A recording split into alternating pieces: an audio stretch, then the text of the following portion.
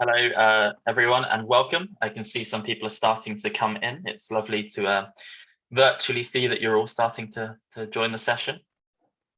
We'll just wait a couple of minutes to allow some more people to come in.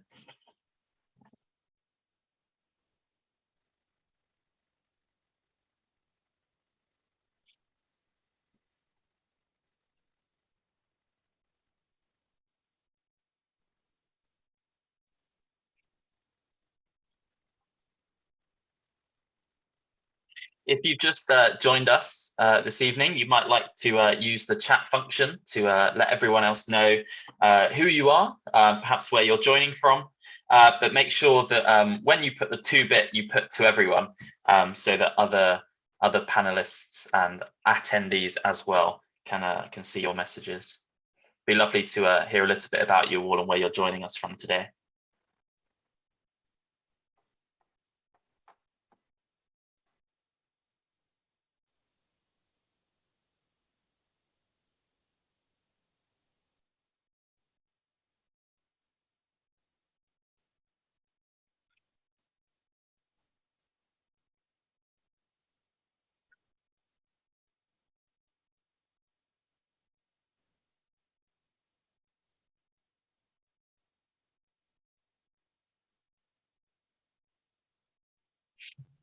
One more minute and we'll start fairly promptly at 2 minutes past 7.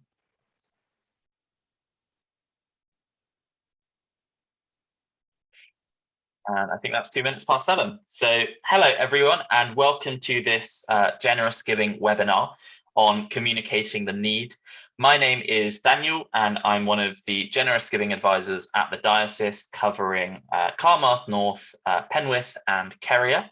And with me today are Christine and Jenny, if they'd both like to introduce themselves. Hi, yes, I'm Christine, and I'm another Generous Giving advisor, and I cover Carmarth South, Powder and Pida. And welcome, everybody. Hi, I'm Jenny. It's nice to be with you tonight, or you to be with us. And I cover the 16 Rees and the east of the county, and work with some of the TM churches as well. Fantastic. Thank you so much, Jenny and Christine. So before we start proper, just a little bit of housekeeping. This is a webinar and not a Zoom call. That means that you can see us, but we can't see you. But we can see all the messages that you put into the chat or the Q&A box. So if you have any questions throughout tonight's session, please do feel free to put those in either the chat or the Q&A box, and we'll be picking those up at the end. There'll be a couple of other reminders about putting in questions, but yeah, anything that comes to mind, do feel free to let us know, because there will be time to answer those questions. So tonight, Jenny and Christine will be sharing some tips on how to effectively communicate the financial need and impact of people's giving in church in order to encourage generosity in both the church community, but also the wider church community as well, and those in our local areas. Jenny will be talking to us a little bit about how we might clarify our vision in order to communicate effectively. And Christine will be giving us some practical tips on how to write letters, create posters, and create leaflets, and so much more. So finally, before we start off, I thought I would open us off in prayer. Heavenly Father, we thank you for your message. We thank you that you are a generous God and that you invite us to respond in kind with generosity. Give us a new power to proclaim your word through the gifts you bestow upon us and through clear channels of communication. Grant that all we may say and do in terms of generosity be for your glory and the good of all. We also lift up to you Jenny and Christine tonight. May you speak through them both. Amen. Jenny, over to you. Hello. Well, I'm going to share my screen with you. So just bear with me while I do that and get started with the slideshow, which is always just tricky to press the right button. So you don't see everything that's coming, but you see a little bit.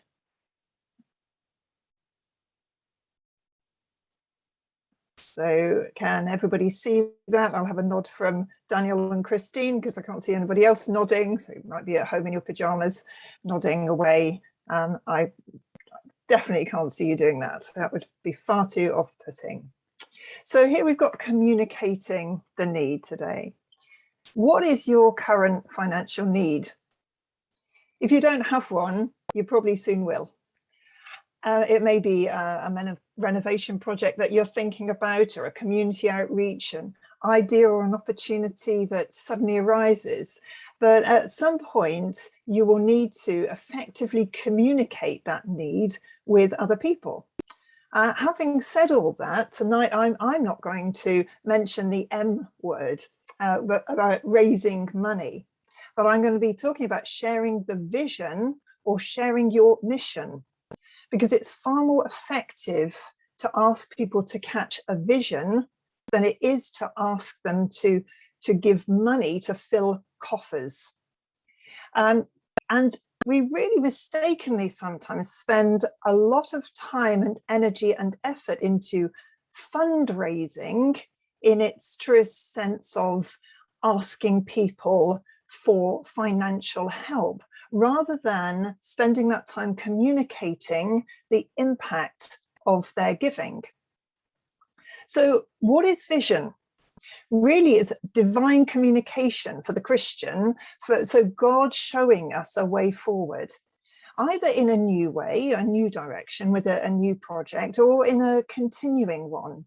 And some churches will refer to that as their vision or their mission. Obviously, we've got the overriding mission of the church, that we declare the gospel of Jesus Christ and make disciples of all nations. But within that, there's something particular that you will be doing and outworking as you look at your vision and your mission, your place in that body. And Habakkuk gives us three good pointers about vision. And he says this: write the vision, make it plain on tablets, that he may run who reads it. And those three things, first of all, write it down.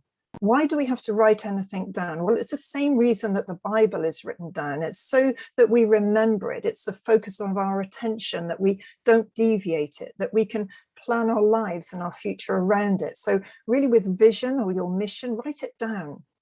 Secondly, make it plain. We don't have to use convoluted sentences and language. We want everybody to understand what it is that we're saying. It doesn't have to be pages and pages long. We don't need to use particularly religious terms, or certainly we don't need to dumb down what we're saying, but we need to make it plain so that everyone can understand it. And then thirdly, run with it. And that part in Habakkuk there, it says that he may run who reads it. And it's coming from the slant that everybody would be reading it, and so everybody could get on board and run with the vision. Because it's not just enough for the leaders or one or two people to get on board with something. You need far more than that running with something. Neither is it enough to just write it down and put it away, or to change a church logo to incorporate this vision, or to make it into a strapline, or to have it as a soundbite. Vision is an active, practical thing. It's something which has to be outworked. So getting the vision and thinking about that mission, some of you are doing that with the On the Way program. It's the first step, but it's certainly not the last. And the first question you then have to ask is, who are you speaking to? Because you're going to engage differently. You're going to share that vision and mission differently. So who is your audience? And the first priority really is to speak to your church community, the worshiping community. And you'll probably be doing that by teaching and preaching. And because the priority is for those who are alongside you to get on board with something first. And you know, a once-a-year sermon on giving or need, or a one-off preach to launch an appeal is insufficient. That needs to come clearly It needs to come consistently, and it needs to come continually. And you may think you sound a bit like this lady with a megaphone constantly driving home your message. But actually, it says that it takes us 7 times to hear a message properly. And we don't get fed up with Jesus talking about the kingdom of heaven. He talks about the kingdom of heaven is like, the kingdom of heaven is like, the kingdom of heaven is like. It's like a treasure. It's like a mustard seed. It's like a pearl. Why is he doing that? He's doing it to reinforce the same thing. When we look at Luke, Luke 15 has 3 things that are lost. Well, surely we only need one to get the message of the lost being reconciled to God. But actually, it talks about the lost sheep, the lost coin, the lost son. Do you see how that, it doesn't bore us? It doesn't think, oh, I've heard that before. It gives a different perspective on the same thing. So it's all about reinforcing the same message. And there is actually a learning hub that has been set up for your help. So there are materials there that you can access for teaching and preaching on generosity and need and impact. And I'll put the link up at the end of this. So I'm not going to preach and teach at you today, but there is a biblical framework that we can look at for communicating the need.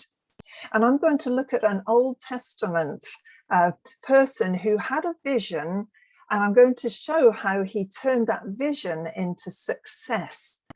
And that would be the person of Nehemiah. So if you've got your Bibles there and you want to read along, as you know, we're not going to read all of Nehemiah 1 and 2 and 3, but Nehemiah is struck by something that he hears. And he hears about what the current situation is in Jerusalem. And his heart starts to break for his people. And I've met many people, many Christians over the last really few weeks and months whose hearts are actually breaking for their churches and for their wider community. And the first thing that Nehemiah does, he prays and fasts to ensure that this is God's idea, God's vision, and not just a good idea. There are many people who have good ideas. I have like good ideas, like 30 a day, but they're definitely not all God ideas. And so the first thing we do is pray about the vision and the mission and how we're going to go ahead with that and communicate that to others. But here are 5 or 6 things that might help you to turn that vision into success. First of all, who are your key people? Share this with your key people. Nehemiah speaks with just the king, first of all. Yes, he's in his service. But the first thing, this is the first person he shares his vision with. It's unusual, isn't it, that he should share his vision with the king, but the king is a key person. And often the church's thought is, oh, I've got this idea, right, we're just going to tell the whole community and get them to give some money to it. And we've missed the point of getting key people on board. Key people will unlock doors for us. They'll support us. They'll pray with us. They'll see it through to the end. So it's really important to get your key people out first. And then what Nehemiah does, he spells out the problem. Here it is. His problem is that the city, that is Jerusalem, the place of my father's tombs, lies waste, and its gates are burned with fire. Now, I would say, what is the problem where you are? It may be this. The young mums in our village have no support network. There's the problem. There's your heart being moved because of this particular problem. But the issue here is that many people stay at the problem. Sometimes they stay in this place for years and years and years and years. So we get to the point of our hearts being moved, but we don't go any further than actually keep on repeating the problem and never moving on. So it's really important that you get point 3. And that is to have a plan. So this is God's vision. It's a plan. Now it doesn't have to be intricate with 43 points to it and 12 subsections. Nehemiah's plan was quite simple. Get backing, go to Jerusalem, restore the city. Quite a simple plan at the outset. Yours may be something like this. Create a safe space, invite parents, give practical support and unconditional love. See, we've got the bones of something here, but you have to have a thought of what you're going to do, what you want to achieve. The fourth thing here is to be clear. And this is where something called SMART targets come in. And I'll have a look at those in just a moment. So Nehemiah does this. The king really says, what do you want? Because you can lay out your problem, you can lay out your vision, you can lay out your mission. Somebody's going to say, yeah, and what are you going to do about it? And Nehemiah has a plan, and he's very clear. He says, I ask that you send me to Judah, to the city of my father's tombs, that I may rebuild it. And this is where the SMART targets, whether you've heard of them, they're specific, measurable, achievable, realistic, and time-bound. They weren't invented by some clever 20th century economist, although they're used in many business situations and in financial circles as well. But they act as a framework for God's timing and God's vision. Because the king, in replying to Nehemiah, says, how long will your journey be and when will you return? So it's really good that we have a thought about how long this project or how long this is going to take if we're asking for something in particular. Give it a time limit. You might want to start something by Easter, when the children have their holidays from school. We see it going through the summer or something like that, but be specific about it and be very clear about it. And the fifth thing here is start with the basics. You don't have to get everything in all at once. Nehemiah asks for just two things. He wants safe passage and he wants the timber from the forests. And do you see how those two requests are directly related to his plan? He has a plan to go to Jerusalem, rebuild the walls, rebuild the city. And the two requests directly allow him to do that. This is, again, asking for something very specific in line with your vision. So that's where we see Nehemiah just speaking to a key person. And for you, those key people may be the clergy, the PCC, one or two people who pray with you or pray for you, other leaders. I don't know who that's going to be. Then it comes to sharing more widely. And it's interesting when we read a little bit further on, Nehemiah himself says this, I hadn't yet told the Jews, the priests, the nobles, the officials, all the others who did the work. So all this is going on in the background before he includes telling everybody else who's going to be actually getting on with the work. Now is the time to share it with others a little bit more widely. When you're already up and running, when you've got a good report already, when you've got good news to share, when you've got favor upon you. See, Nehemiah says, well, look, this is what's already happened. You know, I've got favor from the king and these good things have already happened. And so you can share that with people and they can be encouraged just by what has already happened in the early stages. It gives a reason for the wider church community, the wider worshipping community, if you like, to get involved. And you see where I've highlighted the red part of what Nehemiah, what is written in this passage in Nehemiah, that we may no longer be a reproach. What's that? That's not the need, that's the impact. This shows the impact of what they're rebuilding this place will, the impact that it will have long term. Who wants to be a reproach? Nobody. And it's the impact that draws them in and gets them on board.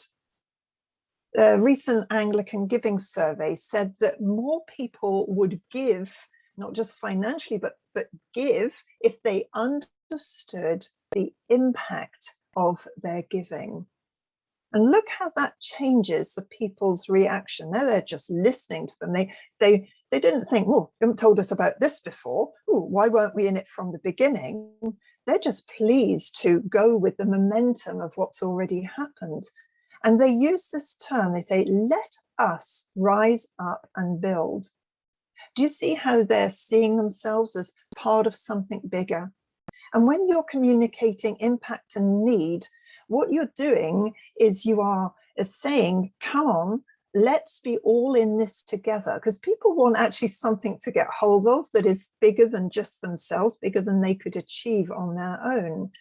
And so you're hitting the ground running with that as well. So then when you've got your worshipping community maybe on board by preaching and teaching and maybe testimonies of what has already happened, good news, repeating the message and repeating what is going on. When you've got that, you think we might need to involve the wider community. And that's where we sometimes hit a problem. So how are we going to communicate with the wider community? Maybe our village, maybe those who have never darkened our doorsteps before and maybe are never likely to. How do we do that? Oh, hang on a minute, let's have a think. Let's put a poster up or send a leaflet out. And Christine is going to pick up on this in a minute, the practical things, but I just want to have a look at what might be a thought process. Right, let's just tell everybody who we are. Okay, we're St. Saviour's. Great. What are we doing? Well, we're here for you. We're here for the community. We want people to give. Yeah, so please give. And we want you to support the work that we're going to do. Excellent. And that's fantastic for you because you know exactly what you want to do, exactly what you want to achieve, exactly what the need is and what your mission is. But that says absolutely nothing to anybody who is outside of your direct community. And what we've done here is we've now reverted back to fundraising. We've reverted back to asking for money. And it seems that our default position is raising funds more than it is raising the profile of your mission or the impact of your giving. And we really need to stay in that place where we're not reverting back to the default position, but we're carrying on bringing vision and mission to the wider community in a way that they can understand. So how are we going to do that? How are we going to talk about vision and mission to the wider community and not just money? Well, probably the most famous 4 words of the last century are here. I have a dream. And you don't even need the picture I'm going to put up in a minute to know who was saying that and what their vision was. And Martin Luther King got buy-in. He got buy-in not just from an inner circle, because originally that had been shared with just an inner circle of people. Then it got wider until he got buy-in from a whole community, the whole world. He had buy-in from the whole world for his vision. How did he do that? He did that by those 4 words, really, by creating a picture. And in his speech, he used the past, the present, and the future to create that picture. Now, it's interesting because we often think that we have to tell the wider community in particular everything about our mission, every little detail of it, but we don't. If I asked you what were the main points of Martin Luther King's speech, that I have a dream, I think unless you'd actually studied it, it'd be really difficult for you to write all the points of it down.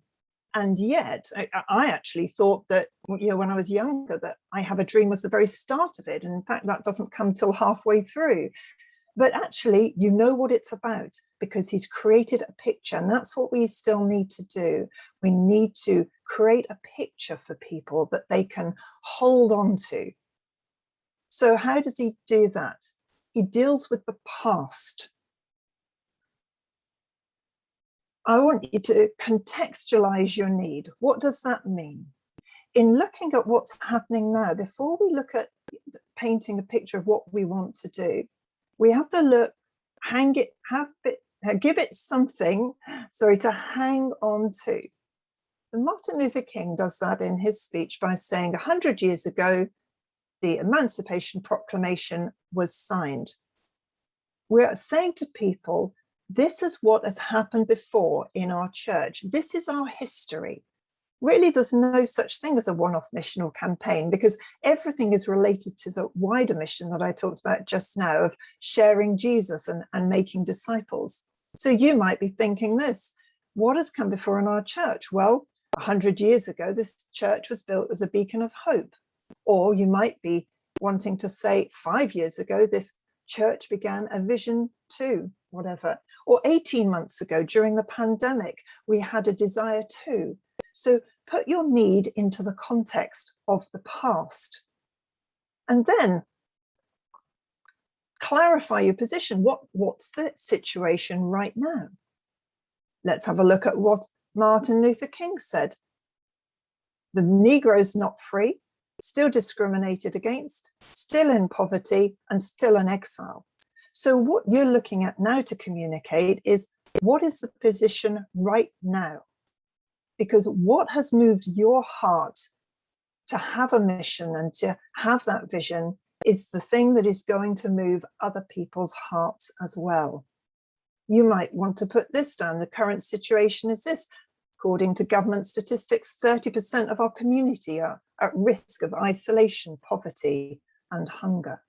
It depends what your vision and mission is. You see, that will move people. It doesn't matter that it's a church's vision or a church's mission, just that statement, people can relate to that. Give people something to relate to that is happening now. And the third thing is to create the visual, build that picture. Here it is, I have a dream. This is talking about the future. Why are you asking? What is your vision? What do you mean to do about it? That's what they're saying. And here's where most of your focus and attention should be. It's building up that picture. And you might want to do that with backing that up with video clips on your website or links on your emails and your pew sheets. Everything that you're doing should surround that. Personal testimonies. This is where your focus is going to be. What is going to be the upshot of what you want to do? It's about storytelling. There's a church, it's not in Cornwall, but they wanted to set up a food store. And now on their website, they've got this. Who are we? What are we doing? Here's some stories of how it's helped people. These are your testimonies. This is how it's helped in other places. Now we want to see it help our community here. Do you want to get involved? Because getting involved doesn't always mean giving pennies. So what was the upshot for Nehemiah? Actually, we read about it in Ezra. It says this, someone moved to do it, someone moved to do the work, and it says others were moved to give to the work. Either way, the work went ahead, and that's what we want. We want people supporting you and supporting your vision and mission. And here's just the link to the Learning Hub, which is the resources for preaching and teaching, and that's now on the slide, so it will be sent out to you afterwards as well. I'm going to pass over to Christine.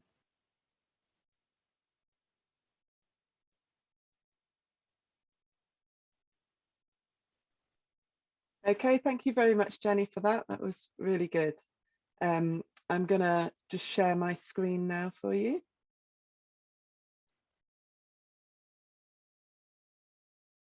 Whoops, hold on a moment.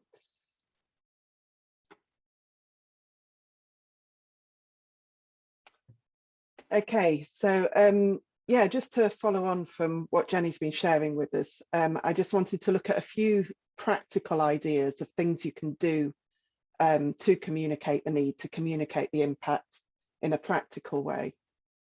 I hope you can all see my screen. Can you give me a nod, Jenny and Daniel? Yeah, okay.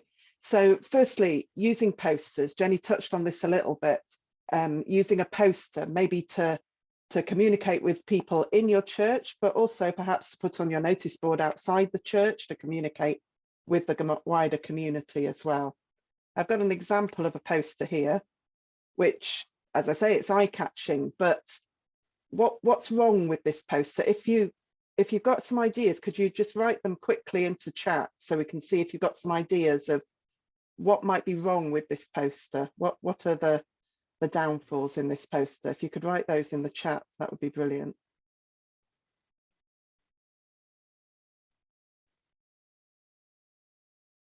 So the poster is very colourful, which is a great thing. It's colourful, it's got a really nice picture, which is a really good thing for it. Somebody has written there, money, money, money. Absolutely, that's one big thing that's wrong with it.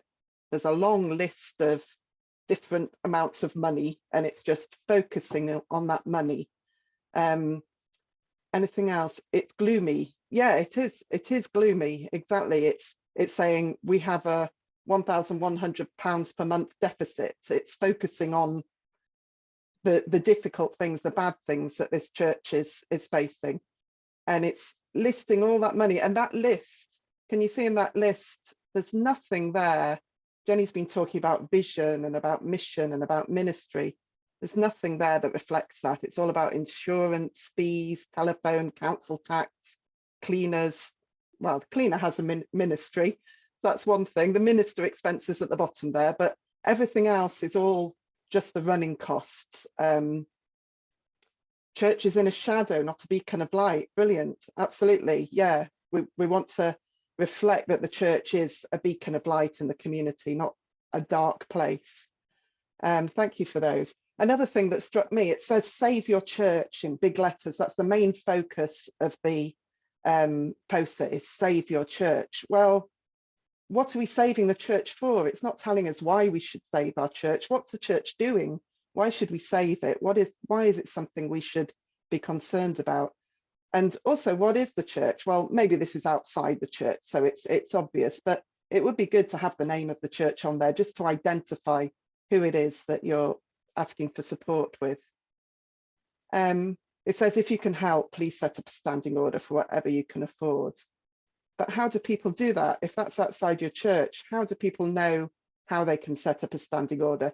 Maybe this poster has attracted them, but now they don't know what to do. They don't know how they can set up the standing order or how they can donate to this church.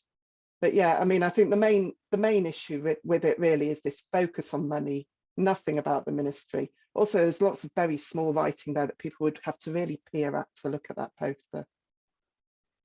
Thank you for those contributions. Let me just move on to the next page. There we go. Sorry, that wasn't moving on then. Okay, so this is just this isn't a poster for a particular church. It's just something that I just kind of put together quickly. So it's not perfect. You can probably pull holes in this as well, but it's just to give you an idea of some of the things that you might want to include in a poster. So firstly, just having an attractive poster that catches the eye with colours and pictures that just catch the eye and attract people to it. At the top there, we've identified the church, All Saints Anywhere, this church is called.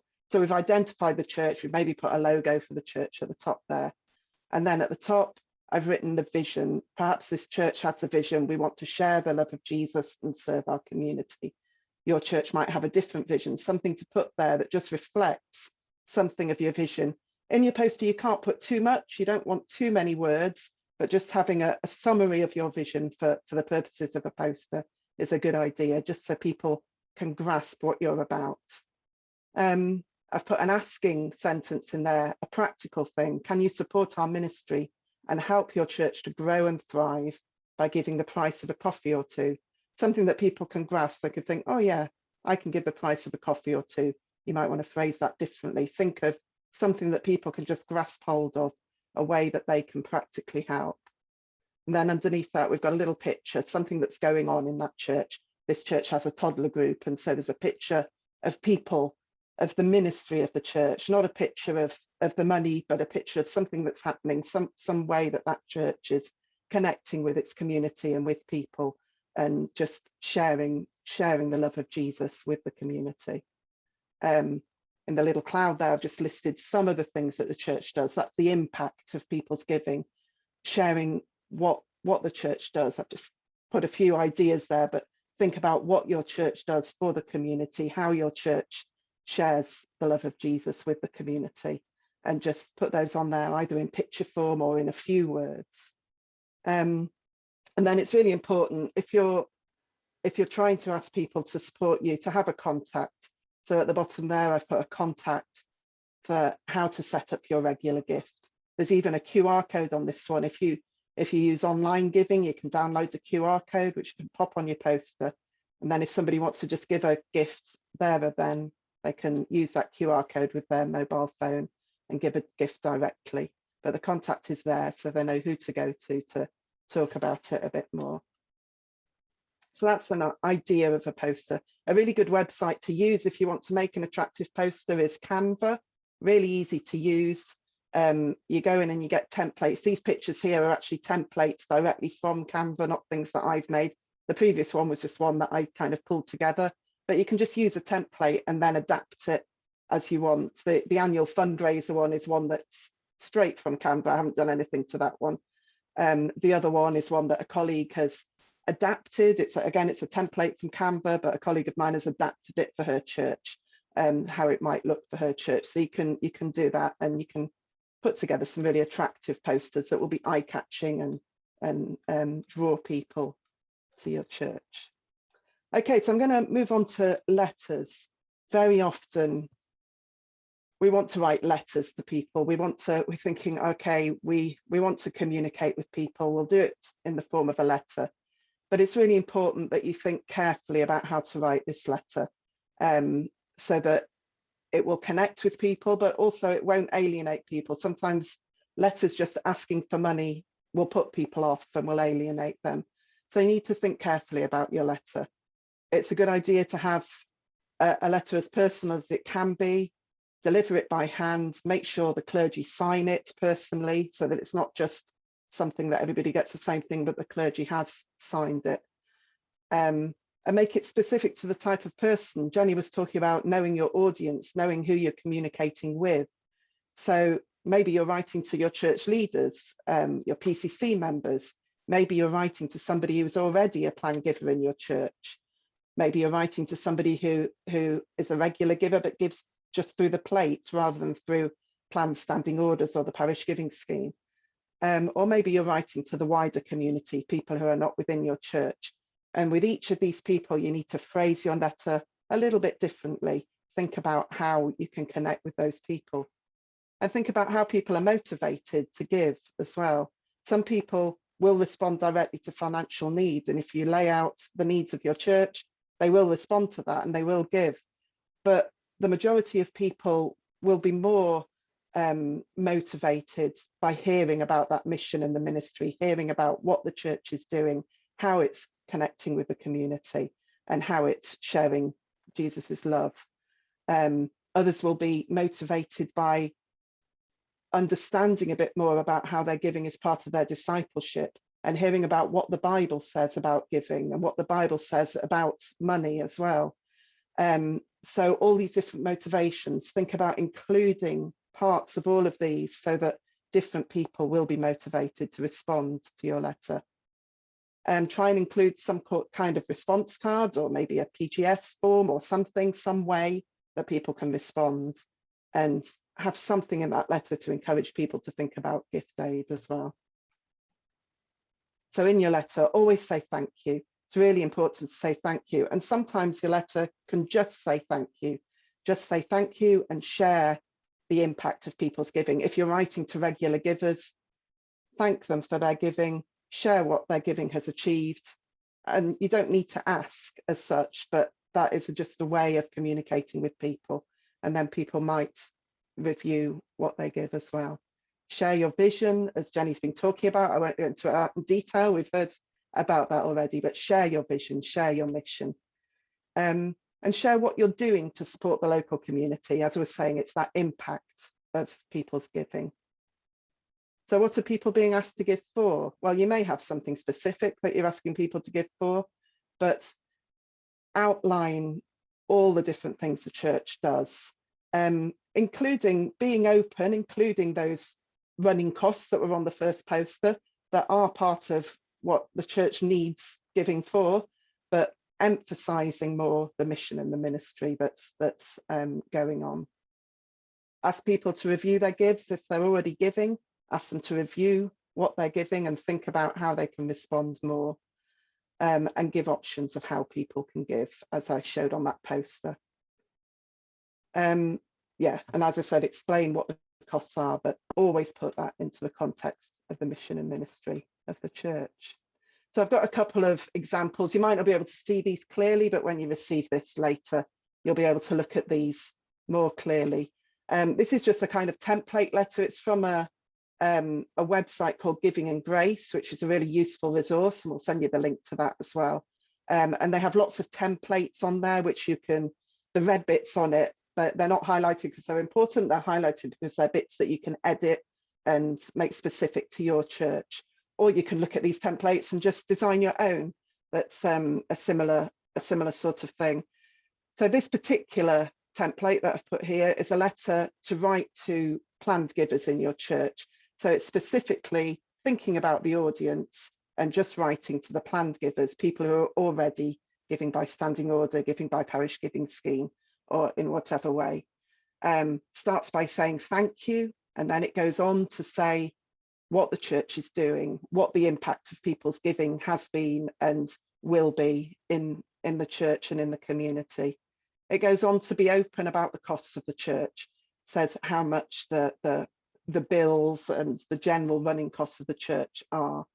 But then it goes on in the fourth paragraph there, it says, today I want to ask you please to review the amount you give to God's work here as we seek to grow as a church. We want to sustain and hopefully grow our activities for our children, our youth and the elderly, our care for the wider community, the bereaved and the sick, our welcome to those coming from marriage and baptisms, our help for those in need, both at home and abroad, by giving to mission. So that's really homing in there on the impact that people's giving has. Then it asks people to review their giving, to return a response form, and to think about giving by using gift aid in their gifts as well. And it finishes again by saying thank you, which is the most important thing in your letter, to say thank you. Another one, I won't go into this in detail, but it's another one focusing now on people who give in the plate, not those regular givers. And again, it's highlighting the impact of those gifts and saying thank you for their involvement in the church and the gifts that they already give. And it's encouraging them to join the planned giving scheme, encouraging them to think about how much that they give and whether they can increase those gifts. Again, it's signed by the vicar at the end. One final example of a letter. This one's from the Parish Resources website for Giving for Life. This one is actually written by a treasurer, not the vicar, although there is another template on the website which is written by the vicar and doesn't include the figures. It's kind of more of the text and not the figures. This is a treasurer's letter, so it's got lots of figures in it. But this one's purely saying thank you. It's not asking anyone for anything, but it's saying, this is the money that we got in last year. This is what we were able to achieve because of those gifts that you gave us. And it's saying thank you for those gifts. So this church was able to pay their parish share in full, to employ a youth group coordinator, run a flourishing youth group, run a soup kitchen for the homeless, repair the roof, refit the toilets, give away money to mission agencies and charities. So they were able to do a lot with their money. They're probably quite a big church, this one, but outline the things that you've managed to achieve and thank people for the giving that's enabled that. And then it's saying, looking ahead, because of generous givers like you, we'll be able to grow with confidence, and finally thanking people for their regular gifts. So not actually asking them, but just just saying thank you and laying out what the impact of those gifts are. And yeah, a letter like that one, it's a good thing to send out every year, either from the treasurer or from the vicar. But it's a good thing to send out each year to thank people and just show what the impact of those gifts has been. Okay, so I'm moving on to giving reviews. Now, a giving review is something that you might do annually to just encourage people to think about their gifts and how they give to the church and how they respond to God's generosity to them. And it's a good idea to maybe follow a series on teaching, a teaching series in services on generosity and giving. So encourage, I'm not sure who's here, but if you're a treasurer, perhaps encourage your vicar to maybe think about having a teaching series on generosity and giving. If you're a member of clergy yourself, you could think about doing that sort of thing. And then a giving review could follow on from that, so that that teaching isn't lost, but that teaching, it continues forward and people are able to reflect on the teaching and respond. So I'm going to show you a couple of examples of brochures which will help people during a giving review. But the aim of a giving review is just to get people to think and to respond, but to have a brochure that they can take away to help them reflect, help them see what the needs of the church are, what the impact of their giving is really useful. And again, these examples I'm using are from Giving in Grace, which are really helpful. But again, there's something you can either use the template directly and adapt it, or you can take it away and think, oh yeah, we can make our own that's a bit like that and do it our own way. So I'm going to show you a couple of leaflets. I've got the paper version, so you can see what I'm showing you, because what's on the screen is kind of a folded A4. So it's showing the front cover and the back cover of the leaflet. And then in a minute, I'm going to show you the inside pages. So here we've got the front cover and the back cover. So on the back cover, it's just giving people ideas of how much they can give, helping people to think about how much they can give. Again, it's got that practical thing. Maybe if everyone increased their giving by just £1.50 a week, we could achieve all of our goals for this coming year. So think about a little target like that, that just puts things into perspective. We're not asking people to give hundreds of pounds, but just to increase their giving a little bit in order to achieve those goals, achieve that mission, achieve that vision. At the bottom there, it shows people how to give again. So putting a contact there of who they should talk to if they want to give, if they want to know more about planned giving. So, and this one says that there's a response form as well that people can fill in. In the middle of the leaflet there, so we're in the inside pages of our leaflet now. So we're talking about, again, the impact. So outlining some of the things over the past year that people's giving has achieved. And that's very much our mission and our ministry, the things that we've been doing in our church and we've been able to do because of the generosity of people's gifts.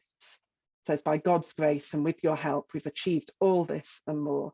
Thank you for your partnership in the gospel, the commitment of your time, your skills and abilities, and of course, your generous giving to our church.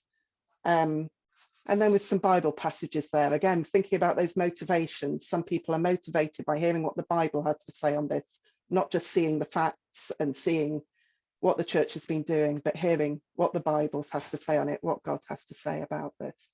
And then plans for the future. So there's space there for you to fill in your plans for the future, the things that you want to achieve, the mission for the future year. Then at the bottom there, it's just sort of outlining the facts, the figures, showing people what the church needs, and then planning our income, showing people how much income is needed in the church so that they can then reflect how they can be a part of that. And then I've got another little leaflet. So I'm going to show you the paper one again. So this is one of those that's an A4 folded into 3. So here we're seeing sort of the back pages, and then in a minute I'm going to show you the inside pages there. Okay, so it's all the same sort of thing though. It's sort of saying what we want to do in the coming year and how we can achieve it. Then there's a little section on how much to give, and it's saying that it's to each person to think how they can respond to God and how they can respond to their neighbours and how they can express that love for God and that love for their neighbours in what they decide to give. So it's not saying everyone should give more, everyone should give a certain amount, but it's encouraging people to think and pray and respond to God's calling. So it's suggesting people might increase their giving, people might join the planned giving scheme, people might use gift aid, encouraging people to think about maybe leaving a legacy gift or giving proportionately in line with their income. And then inside, it gives you a bit more practical ways of doing that. Firstly, in the Our Church section there, it's saying what people's giving contributes to. So here we've got the building, the clergy, the ministry with a long list of all those different ministries, and then the mission in the UK and overseas. So all those things that giving can support, again, with a passage from the Bible at the bottom there as well to encourage people. And then in our challenge, this is just kind of, again, giving people some figures and giving people things to get hold of, how much money is needed. That little table there, it looks a bit confusing at first glance, but it's just laying out, if 7 people increase their giving by £1, we'd get £7. And then 13 increased by £2 would get 26. And it's just kind of laying out all the people in the church, how many people would need to increase. So the majority, they're asking maybe to increase by £2 to £3.50. So not much, but when people see this, they might think, oh, actually, I could be one of those 2 people who increases my gift by £8. I can do that. Other people might think, oh, well, if I increase my gift by £1, it's still valuable.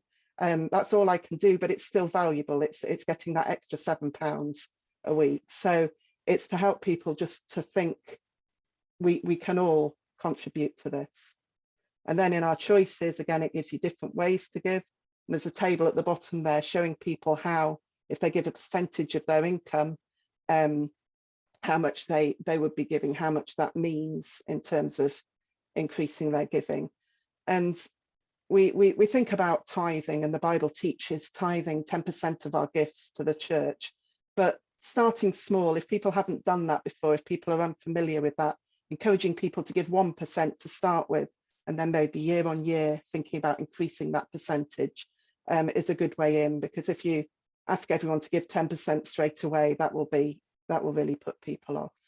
So it's just a really useful little leaflet that when you have a giving review, you can tailor this for your church in whatever way you want, and then give that to people to take away, reflect on, and respond.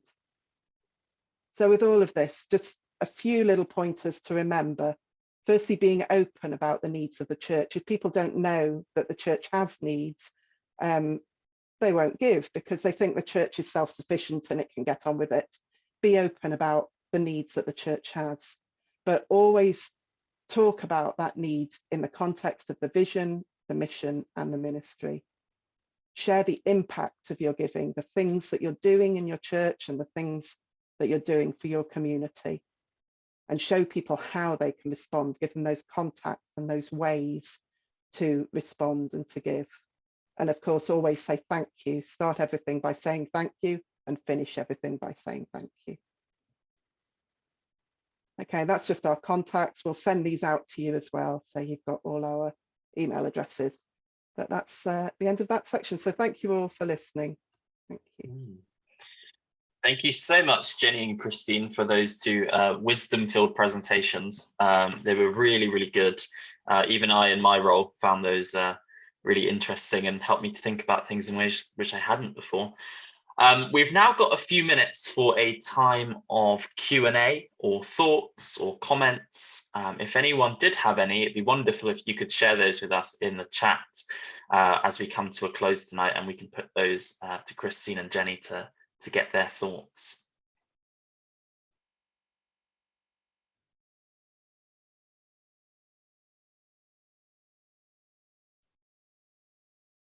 Or, as might be the case, perhaps, the presentations were so in depth that people have been left feeling enriched in knowledge.